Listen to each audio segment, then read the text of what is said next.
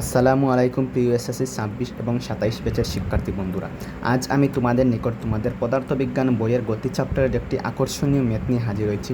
এই ম্যাথটি করলে তোমাদের এই চ্যাপ্টার অনেকখানি বেসিক কমপ্লিট হয়ে যাবে। এই ম্যাথটি আসছিল কুমিল্লা বোর্ড ২০১৬ সালে এবং সে সময় অনেকেই এই ম্যাথটি করতে ব্যর্থ হয়েছে। তো এখন যাক, এই ম্যাথের মেইন কনসেপ্টটা কী এবং এই ম্যাথটি করতে আমাদের কী কী বেসিক লাগবে তা নিয়ে এখন আমরা আলোচনা করব। ওকে, এখন এই ম্যাথের ঘ নাম্বার প্রশ্নে বলছে যে ভূমি ছাড়া এ ও বি বস্তু মিলিত হবে কিনা। এখন আমি এ একটি বস্তুটাকে H is equal to ১২০ metre উপর থেকে ফেলছি এবং 10.6 উপরের দিকে নিক্ষেপ করছি। এখন প্রশ্নে বলছে যে ভূমি ছাড়া এ ও বি বস্তু মিলিত হবে কি না। এই কথাটির অর্থ হলো যে, আমি আরেকটু একদম পিছিয়ে গিয়ে বলি, এই যে বস্তুটা একে আমি নিক্ষেপ করার পর তো এক সময় এটি আসবে মাটিতে এবং এ বস্তু তো এই জায়গা থেকে ছাড়ছি, মানে এটিও এক সময় আসে মাটিতে, মানে এই বস্তুগুলো ভূমিতে মিলিত হবে। কিন্তু প্রশ্নে বলছে ভূমি ছাড়া মিলিত হবে না, এগুলো শূন্যে, মানে ভূমিতে না হয় এই কোনো জায়গায় মিলিত হতে পারবে কিনা এইটা জানতে চাইছে। এখন প্রথম ধরি যে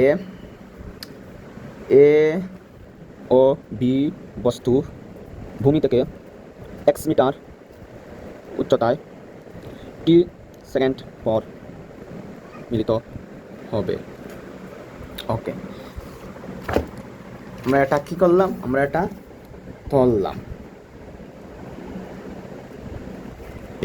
এখন আমরা সর্বপ্রথম লিখব এ বস্তুর ক্ষেত্রে।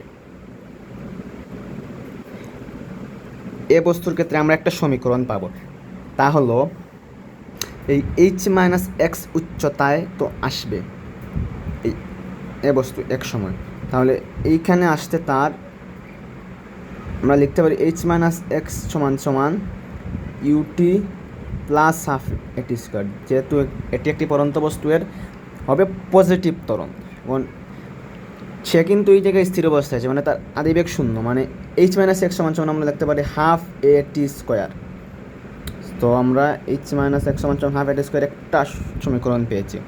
আশা করি এই সমীকরণটা তোমরা বুঝতে পেরেছ। এখন আমরা বি বস্তুর ক্ষেত্রে একটা পাবো সমীকরণ, কারণ এটি এক্স উচ্চতায় যাবে।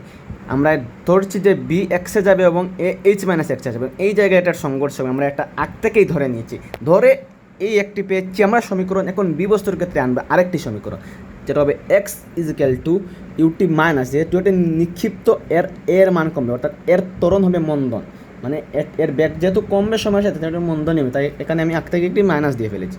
ওকে, হাফ এটি স্কোয়ার। এখন আমরা এই একটা পেলাম এবং এই আরেকটা পেলাম সমীকরণ। এবং এই সমীকরণ থেকে, মানে বি বস্তুর ক্ষেত্রে যে সমীকরণ পেয়েছি সেই সমীকরণ থেকে এক্সের মান আমি এই সমীকরণে এসে বসাবো। এখন এই সমীকরণে এসে যদি আমি এক্সের মানটি বসাই, তাহলে আমরা পাবো UT minus half a t square is equal to half a t square. আচ্ছা, এই জায়গায় এখন করতে হবে, লিখলাম। এখন এখানে যদি আমরা লিখি, দেখো তো এখানে আছে মাইনাস, এখানে মাইনাস, মাইনাসে মাইনাসে প্লাস, মানে H minus UT plus half a t square is equal to half a t square. এটা লিখলাম। এখন এখানে আছে প্লাস হাফ এটি স্কোয়ার, এখানে প্লাস হাফ এটি স্কোয়ার, যেটা কাটা, মানে আমরা পেলাম এইচ মাইনাস ইউটি সমান সমান 0, মানে H is equal to UT.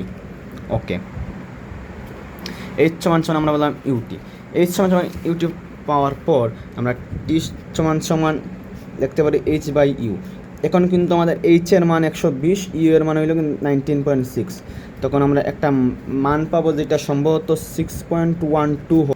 এখন এই যে টির মানটি আমরা পেয়েছি, এই টির মান আমরা এই 1 নং সমীকরণ অথবা বি বস্তুর ক্ষেত্রে 2 নং সমীকরণ, আমাদের যে কোনো একটি সমীকরণে আমি টি এর মান বসিয়ে চেক করতে পারি, বরং 2 নংয়ে বসিয়ে টির মান বসিয়ে এক্সের মান আনছি।